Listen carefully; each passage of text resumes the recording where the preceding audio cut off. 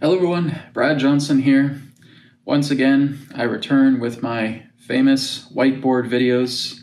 Very happy and excited to share a very important topic for all of you today. And that topic is balancing the inner and outer worlds.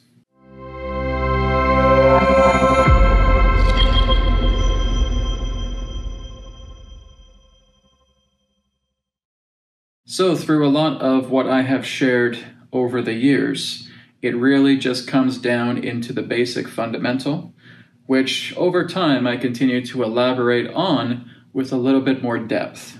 And we're going to have a little bit more depth today as we look into the nature of your inner and your outer world.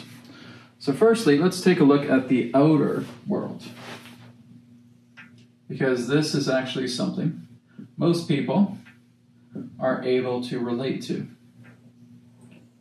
We're looking at the outer. Now, what is it that is so interesting about the outer world? Well, the outer world is what we are able to identify through the five senses.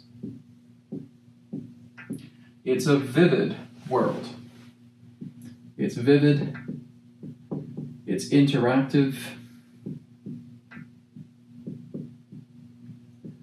it's something that we can associate with simplistically. We have this body, it's our body reality. It's our mind pertaining to our personality. We have a certain personality, we have characteristics, we have attributes. This is what our outer world is. It's basically available to us, and through how we have been raised through this five-sense outer reality, we have a certain type of program that we embellish daily about how we are, about how we see people, about how we see our world. We act in certain ways. We have attachment to things. We are close to only a certain amount of people. Maybe there's just 5, 10, 15 people within our inner circle that really are our lifeline. Most importantly, we favor the outer world because the outer world to us represents identity. That's why we favor the outer world. We can identify with things. We can look at everything that comes through our five senses, and we're able to interact with that. We're able to react to that. So our outer world is so very, very important to the majority of us on this planet. Why, again, is the outer world representing all of these things? Why is it that we favor it so much? Well, because, like I said, it is vivid, it is interactive, it represents the five senses, it is what holds identity, but we think that we can control it. And that's the idea. We think we have the ability to control and to change outer life. That's why we are favored by all of these. Most importantly, this. We think we have the ability to do this. To control things, to control people, to control circumstances, to control events, to change people, to change things, to change circumstances, to change events. And we work so hard to try to do that. Somebody who is very close to us comes to us and shares something very important that we don't approve of. What do we want to do? We want to change and control that person relating to their new philosophy, their new experiences. You can't do that. Come on. What are you talking about? You need to get out of this right now. You need to get out of your head relating to this. You need to move into something else that I approve of. And they just look at you and saying, whatever, I'm not going to do that. Oh, yes, you are. No, I'm not. Yes, I am. Right. And here comes the clashing of the skulls. Here comes the bashing of the brains, so to speak. Meeting of the minds.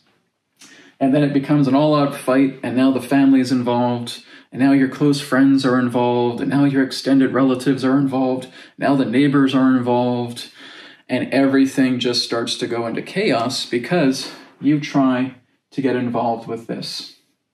You try to get involved with control. You try to get involved with trying to change something, because all you're seeing in the outer world is your identity that you are trying to stamp onto everything. You're trying to make the outside world your world. And what we're going to look at is for you to know that that is impossible. That all of this control, that all of this change of wanting to change and control the outer life is and always will be beyond your capability to do. And that's something that we may say, oh, Brad, how can you say that? Come on. I'm sure if I can present a really good argument, I'm sure if I can plead my case to my family members, to my boss, to my coworker, to my best friend, to my partner, to my children, to my grandchildren, to my grandparents, I'll be able to come on top of this. I'll be able to make a breakthrough. No, you won't. You certainly will not. But we're still under the impression that we can. And why? Because we have a program. We have a program where we feel that if I'm able to plead my case, if I'm able to make really good points, I'm able to change the direction of the course of the path relating to someone who I feel is important to me, and I can change their landscape. I can change their foundation. I can change the direction of this entire planet to favor me because I have all the answers. I'm the one here who's right. No one else is right. I'm the one who's right. Do you see how the program takes over? And what really favors the outer world is nothing more than the ego. The ego favors the outer world. It's its kingdom, right? So as long as we're programmed to follow this control and change of the outer world, of the outer life, because we are giving so much power to this, you are lost. You are lost and you are confused. You are simply running an endless maze without end, a spiral that does not cease because you have given so much power to the ego, to the outside program, to feel like you can change and control everyone and everything representing the outer world, pertaining to the outer life. So, looking at this, what can we say the outer world truly represents? What does it truly mean? Because it's not any of this, right? You think it is. You think you have a say. You think you have the ability to change others and to control others. You think you have the ability to change and control your outer circumstances, but you can't. So what is it that is truthfully the outer world? Well, it represents this.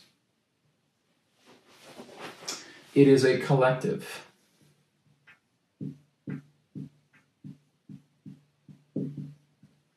And it represents subconscious. Even though you see everything, smell everything, taste everything, touch everything, hear everything, it's the collective, it's the subconscious. It is an outer world that represents a projection, right? It is a projection of your effect. It is the effect projection. When I say that, what I'm meaning is that everything that you see from the outside emerges from the inside. So it is a collective. It is the subconscious. You can't control your subconscious. And it is a projection. It is a projection of how you feel within that you're projecting outwards.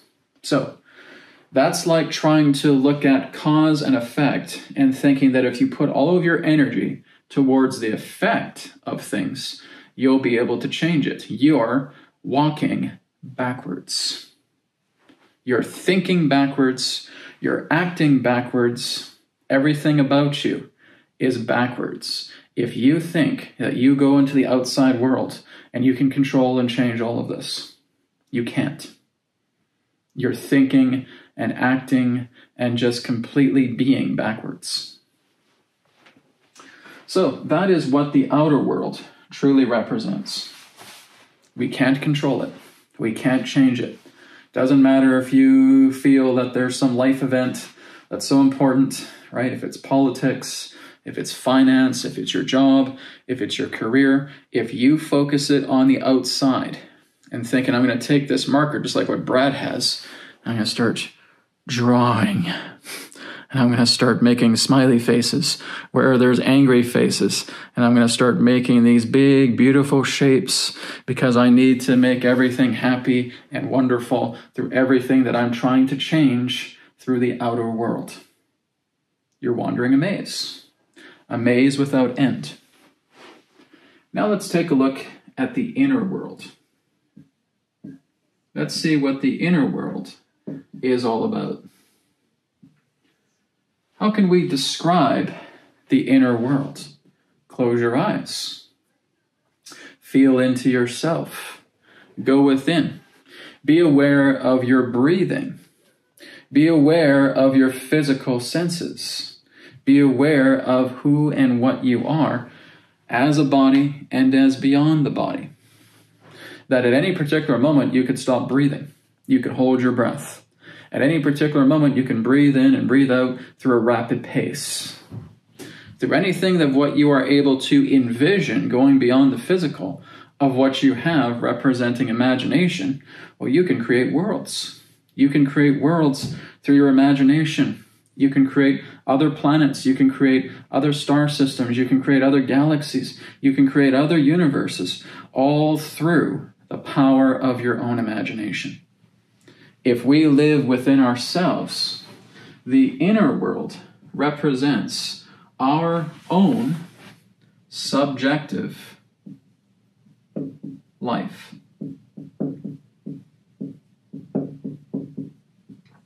Which means everything that I am as a subject is completely and totally capable of being changed and controlled. Like I said, I can go into imagination. I can remake an entire world all through the power of my imagination. I can make new creatures. I can make it where we don't have gravity. I can make it where the world is 10 times larger than the Earth. I can make it where I can just fly off of this planet and go into other star systems and explore all of that. I have the power, I have the power, I have the power. How is this possible? Because it's only you. This is your subjectivity.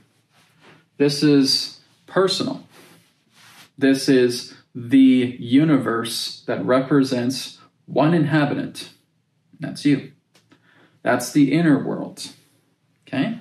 But what we try to do is because we love our imagination, we love the ability of being creative, we love how we have our own counsel. We counsel ourselves. We listen to our thoughts. We're aware of our feelings, maybe most of the time, some of the time. Thoughts, feelings. Okay? We are gods in our own inner world. We love it in the inner world. We can do anything. We can create anything. We can manifest anything.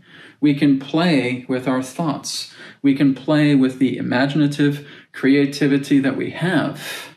And there's no limits. It's complete and total freedom inside. It is. You're right. It is complete and total freedom from within. But how much time do we actually spend in here? With the common person on the planet, maybe only 5% or longer, let's say 10% of ourselves are actually contained inside the inner world. And when we are contained inside the inner world, we're just playing with thoughts. We're just playing with imagination. We're just playing with ideas. We're trying to process. We're trying to evaluate. We're trying to analyze. We're looking at all of these thoughts that pertain to the outer world. That person didn't seem to like me today. Oh, what if I did this to him instead? What if I did that to him instead? What if I talked to my best friend about this person? What if? So that's usually what happens. It's this, and it's this. It's question marks, and it's exclamation marks. How could they do that to me? Oh, I'll do this to them. I'll tell them. I'll tell my manager about them. What if that doesn't work? Well, then I'll plan something else. Bouncing back and forth, bouncing back and forth, bouncing back and forth. Bouncing back and forth through the inner world. And what we also try to do is, because we have all of this pertaining to the inner world, we try to put that in the outside world. We have all this freedom. We have all of this godlike capability within our inner world. We want to move it over here. So really, my inner world becomes my outer world. Can't do that. Can't do it. The inner will be inner. The outer will be outer. You cannot change the law of cause and effect. So why do you think you could bring your own inner unlimitedness into the outer world? You can't. The inner has to stay inner. The outer has to stay outer. But what we can do is we can balance the inner and outer worlds. And that's what we're going to learn to do. So, let's clear all this off. Let's get the outer and inner stuff off the board. Okay, so we got all that off the board. And let's work on balancing the inner and outer worlds. Well, firstly, a problem. When we notice a problem comes into ourself that we didn't know about before, how does that usually happen? It usually comes through some sort of outer event that is conflicting. It's a conflict that took place in the outer world because we're not really paying attention to our inner world. The feelings coming up that something doesn't feel good, most of us will ignore it, right? So here's the inner trying to tell you, you kind of need to take care of this problem that you have at work. Oh, there's no problem. There's no problem. I don't have a problem. Okay? So it's a soft reminder of a conflict that comes to us first through the inner world. But again, a lot of us ignore that. I don't have a problem at work. Come on, somebody else's problem. I don't have any problem. I'm perfect. I'm perfect at work. I'm perfect with my boss. I'm perfect with my coworkers. I have no problem at all. So mine, be quiet. This must be the ego. Shh, shh, shh, shh. And that's what we do, is we exit out. But then in the outer world, something that is in relationship to what the inner world was trying to tell you manifests. And oh my God, I do have a problem. I'm being threatened to be laid off. I'm threatened to be laid off. What the hell? I thought I was a hard worker. I thought I was on top of things. Now they're threatening to lay me off? How could they? Right? This event now propagates because you are not listening to the inner world. You are not listening to the feelings within yourself. You've X'd it out. It's like, oh, this is just ego. This is just my ego going crazy, etc., etc. And why do we ignore the ego? Why are we ignoring the inner self to where we think it's the ego? It's because we think everything's peachy. We think everything's good because we are so drawn with eyes wide open to the outer world. The outer world is basically our gauge. And so when something horrendous happens here, well, then we take it seriously. But we completely ignore that whisper, that subtle reminder of the inner world telling you something's wrong, something doesn't feel good, but you're ignoring it. You can't ignore this, okay? That event of the boss coming up to you and saying, I'm really considering laying you off, okay? It's not the same as what you're getting here. But what is different is that that particular event of conflict manifested from within here, and you weren't getting the message, and lo and behold, it is now coming together in the outer world with an angry boss telling you, I'm considering laying you off. It's because we don't listen. We don't listen to the inner world. And we are so completely in a daze with so many problems in the outside world. We always relate our problems in the majority sense to what happens outwardly. We have a problem, something outside. It's an event that takes place. And we have that problem. How do I resolve this? How do I resolve this? What can I do? And here comes the brainstorming again. Here comes the question marks and the exclamation marks inside, and that's all you're using your inner world for. Which means when you have nothing but question marks and exclamation marks inside your brain, you are using 0.01% of your inner capability to resolve all of this. 0.01%. Now I'm kind of being optimistic. I could probably put a few more zeros there, but we'll use that as a solid figure. You are using 0.01% of the power within your inner world pertaining to this.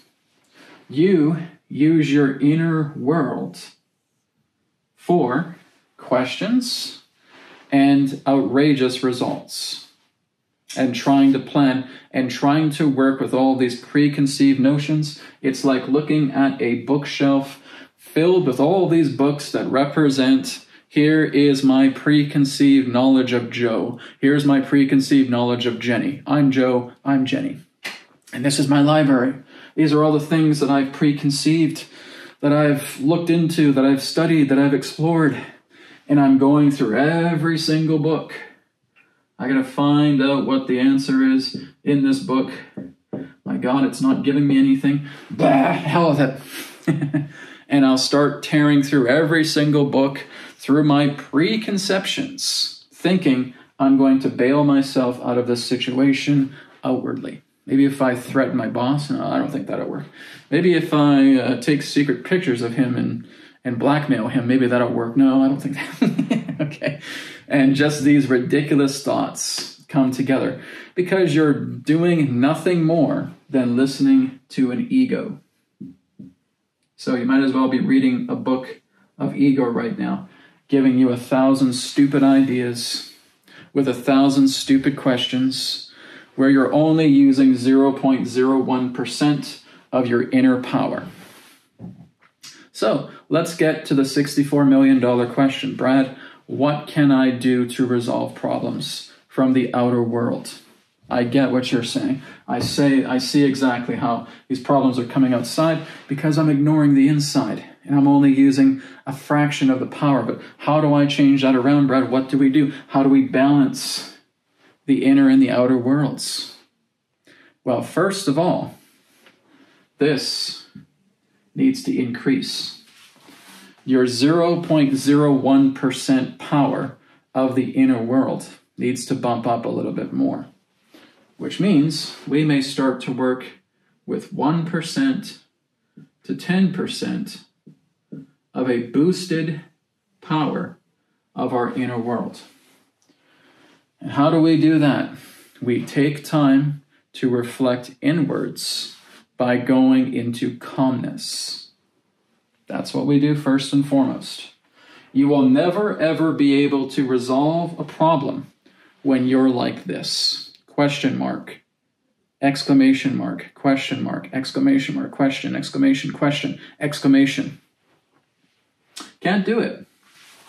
You are basically a hamster on a wheel, running around the wheel, thinking that if you run faster, you'll be able to get off the wheel. Instead, you collapse yourself, and then the wheel just keeps spinning you around, and then you're just flopping around like a dead body, like a corpse. Because you try to rely on this. You try to rely on the external situation. You try to rely on the physical to resolve a problem that was cultivated from your inner being. Because all problems are cultivated here. They are not cultivated here. Your outer world is never responsible for the cause of any problem. Period. This is not where your problem is. This is where your problem is being projected. This is the effect of you not tuning into your inner world, and the outer world is showing you the projection. It's showing you the effect. It's your subconscious talking to you through this 5 sense reality. So that's what's happening. We have put so much demand on the outside world, on outer life, thinking that that is what's going to resolve everything. My friends, I have worked with well over 10,000 people throughout 16 years of doing this work. And out of those 10,000 plus people that I've personally worked with, not once has anyone ever been able to resolve a conflict out here. Not once. When I actually start guiding them and I start working with their inner conflict, I say, okay, well, let's take a look at, you're talking about certain emotions. Yeah, Brad, I have this problem at work. And I'm angry, I'm frustrated, I'm upset about my boss. Okay, well, what's going on? What do you think? I just feel like he's going to fire me. I feel like he's going to fire me. He's going to kick me out. At least he's going to lay me off. And I just try to do everything. I try to think around all these things, but nothing's coming to me. I see. So you are angry. You are sad. You are fearful. Yes. All right. Do you feel like this could represent a type of abuse? Oh, yeah. I mean, my boss is just always so mean to me and just so angry at me. And I just feel like there's just this abuse. I don't feel like I can win him over anyway. So you're trying to win him over. So if you can't win him over through approval, you're going to get rejected. Yes, that's exactly what's happening. I feel like he's rejecting everything about me. I can't win him over. I can't get any approval. And I'm just constantly getting hurt, abused, as you say, regarding his words and his behavior. I see. So all we have to do is start looking into those particular traumas, which means you have a trauma of abuse and you have a trauma of rejection. And it did not stem just from this boss, did it? Well, now that I think about it, no, my father was always so hard on me when I was younger. My mother was pretty hard on me too. And so I can feel like there's a relationship of something that I've left uncovered. There we go. We're making headway. That's all I need to start working with a person and guiding them through this and completely and totally bringing peace to their problems, just if they're willing to cooperate and work together with me. And then within a matter of minutes, they don't feel that anymore. They feel completely and totally at peace with the situation. So when we look at those traumas, and we bring them into peace, which means we know how to bring them into a state of release. We're releasing all of the gunk. We're releasing all of the debris. We're releasing all of the, I guess you could say, knotted wire. And just completely Sending it up. We're sending it up to the ethers. Because what we have done is we've made peace with our problem. And Brad, what do? You do some sort of magic formula? I basically just get a person to look at the situation itself and just seeing like they're putting it into a ball. They're just taking the problem, and I said, I just want you to take all of the intensity of this situation, and I want you to put it inside a ball. Just create a ball in between your hands. And I want you to go within that problem and just see all the intensity and just put all that intensity inside a ball. Okay, Brad, I've done that. Good. Now I want you to zoom out. You want me to zoom out? Yeah. I just want you to see that you have this big ball right in front of your face. I want you just to push it out. Zoom it out. And what you're doing is you're now just looking at this ball as if it belonged to somebody else. Can you do that? Yeah, I can do that. That's easy. Great. Because that's all you're doing. You're pushing the ball out and looking at it from a bit of a distance like it's somebody else's ball, like it's somebody else's problem. Yeah, okay, I can do that. Great. And that's helping you to step outside of the identity. That's helping you to step outside of your own particular blame game by being so completely immersed and involved with your problem. See this problem as if it was someone else's problem. Okay, good. Now I just want you to hold that ball. Sure, I can hold that ball. Great. So all we're going to do right now is we're going to Om chant into the ball. And we're doing the Om chant because the Om chant has the power to take that particular problem that's inside the ball and neutralize it. You can neutralize any particular problem when you're working with the power of Om, because Om is the primordial vibration of creation. Its job is to purify, balance, and center everything. Okay, great, I'll do that. Great, let's do it together. Om, right into the center of the ball. Just keep Om chanting right in the center of the ball. Okay, I'll do that. Om, and again. Om.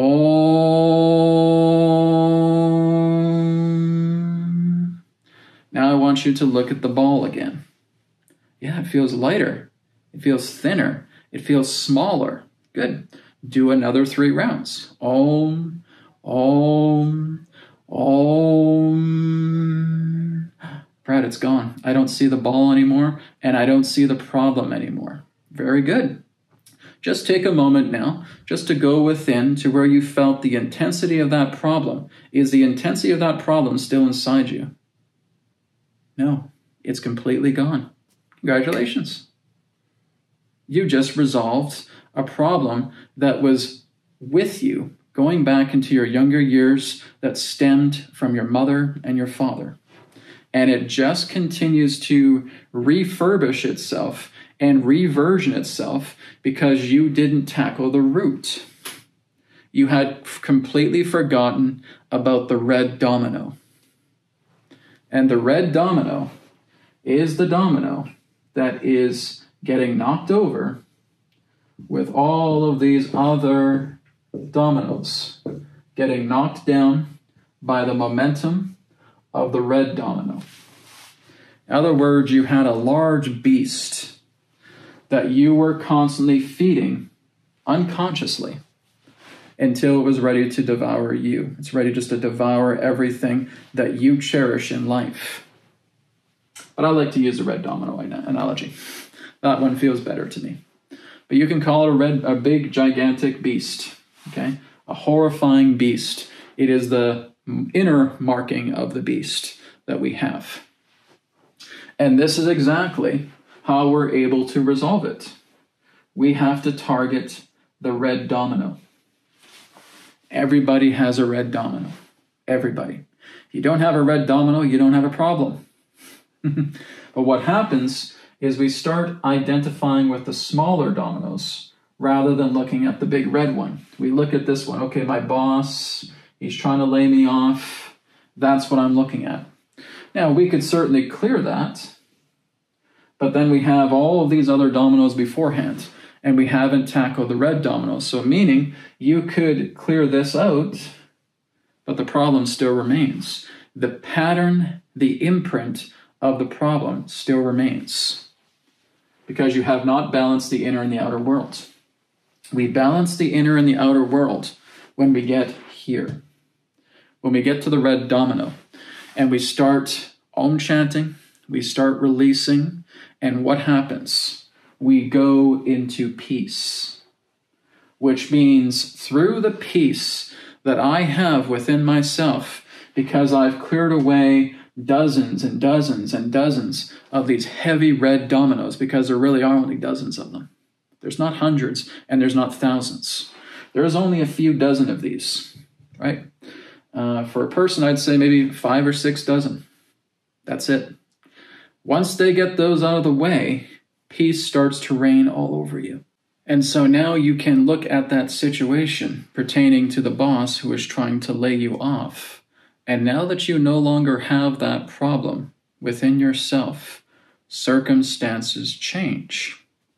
We often refer to the changes of these circumstances as miracles, which means I was able to resolve a problem where I was really worried about losing my job.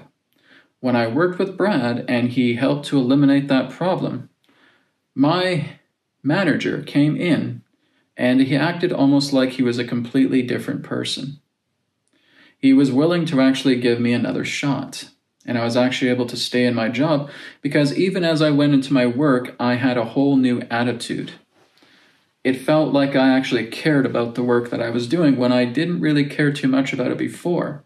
I could see that my coworkers were starting to change. My manager was changing. He said, you know what, let's calm down here. I had a moment, I had to think about all this overnight, and let's just keep working together and see where this goes. I've had a lot of particular experiences from people when I've worked with them where they cleaned their problems. I didn't do it for them. They cleaned out their problems. They brought it into peace. And what they did is they have brought a synchronization of balance between the inner and the outer world. They're not worried anymore about what their boss will do to them. They're not worried about those situations that were so deeply into the red that they think just their whole world was about to cave in. I can't tell you how many times people have come to me and said, Brad, what we did the other day made such a difference. I had the best sleep I've ever had in years. I've had people who I thought were going to be so mad at me. It's like they had a change of heart. Everything changed. May also be and say, Brad, I realized that this job is not for me anymore. Rather than feeling that I needed to be laid off, I went ahead and put my resignation because I realized exactly where I need to be, and it's not this place. I talked to my boss about it, and we had an understanding. Fantastic. Because that is exactly what happens.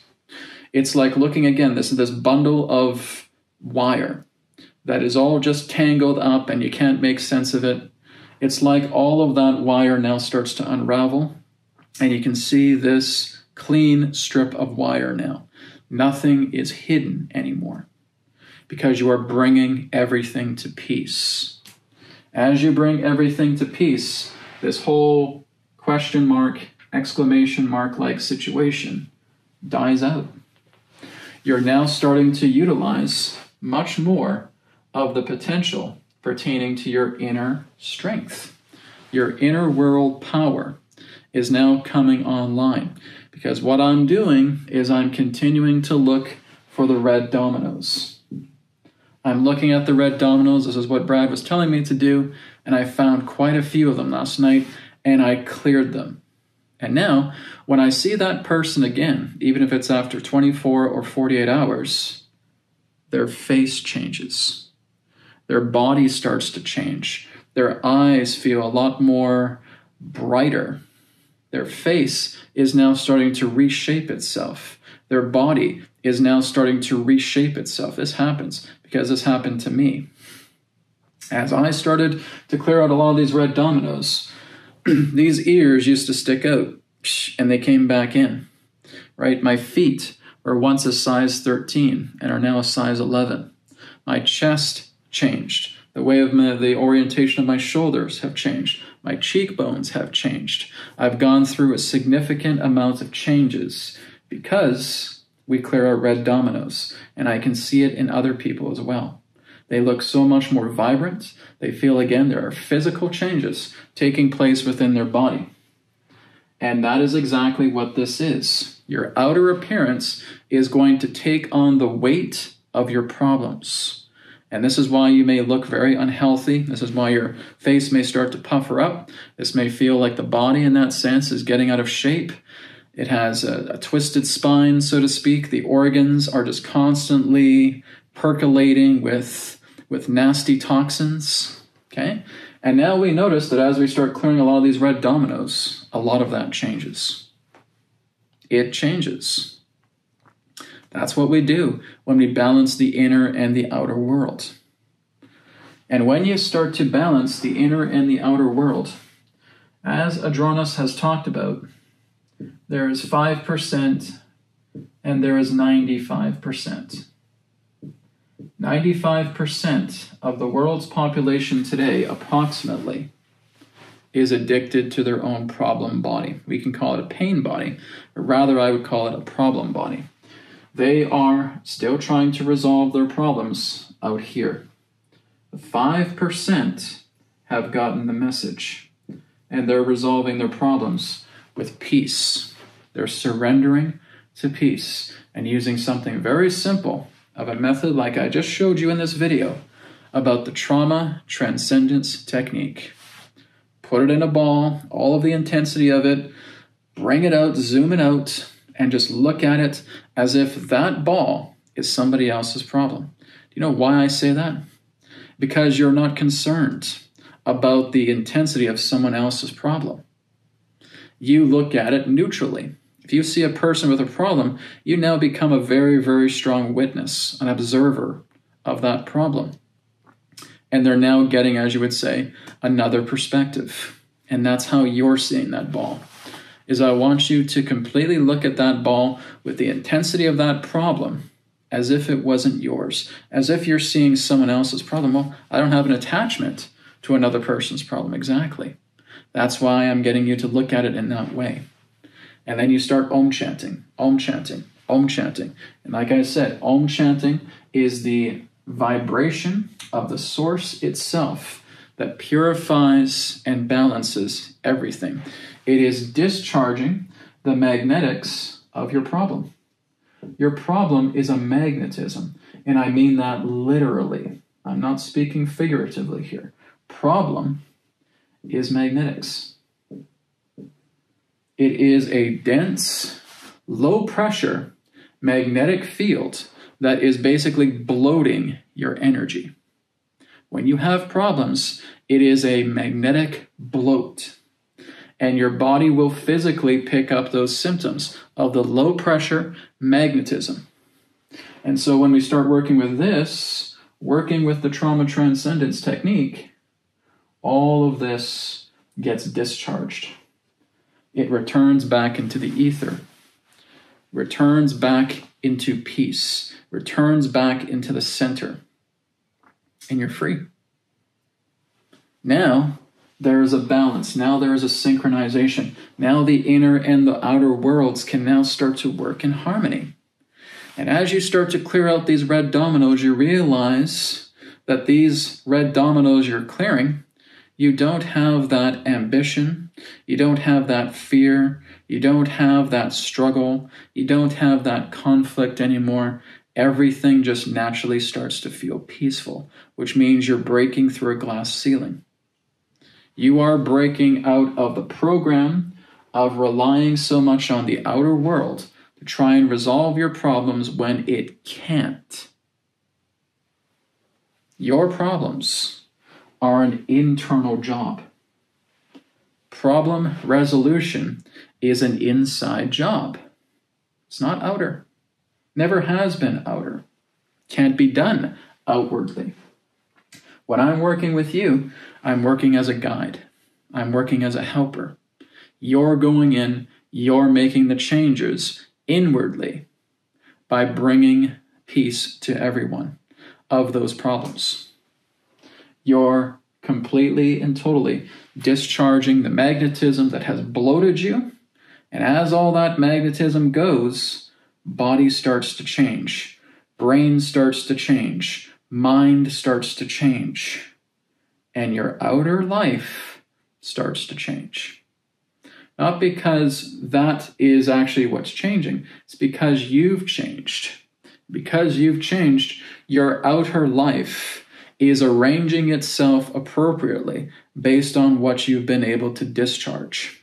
You've discharged, you've released, you've made peace with your biggest red dominoes. You've completely and totally neutralized the beasts. And this is what I'm teaching so many people, be it through a private session, be it through the Etherics Academy, be it through the Adronis Classroom. All of this is being taught. And this is something that I'm happy to work with you on, if that's something you want to know more about. So the entire purpose of this video is showing a tour of what is the difference between the inner and the outer world, and being able to see how we can balance and center and harmonize both worlds so that they can coexist. If you cannot coexist between the inner and the outer world, you're not living, you're surviving.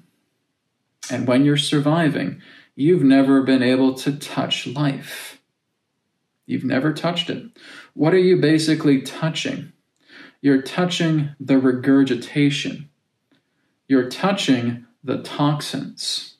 You're touching the filth and the poison of something that has been reused again and again and again and again and again. Because that's how we live. We live in the outside world and we think that filling our head with a bunch of books, listening to a bunch of experts, watching a bunch of YouTube videos, whatever it may be, is going to make a difference in your life. It's not. You may start to stumble upon something very good, but if you don't do it, there's no point to it. Right? I'm basically just watching these educational videos for entertainment purposes only. What a joke. How about when you stumble upon something very interesting that you feel could make a difference, how about you apply it? Because if we're just flipping through our phone, looking at all these, oh, okay, that's very interesting, but I got other stuff to do. That's what happens. That's the 95% right there. I got something else to do. Brad, yeah, I get what you're saying. I get that we can make peace with our problems, but I got some stuff to do. I got to look after the kids. I got to make a dinner for my partner. I got to get ready for work. And so basically what I'm saying is that the demands of the outer life are far more important than my own peace and well-being. It's basically what you're saying.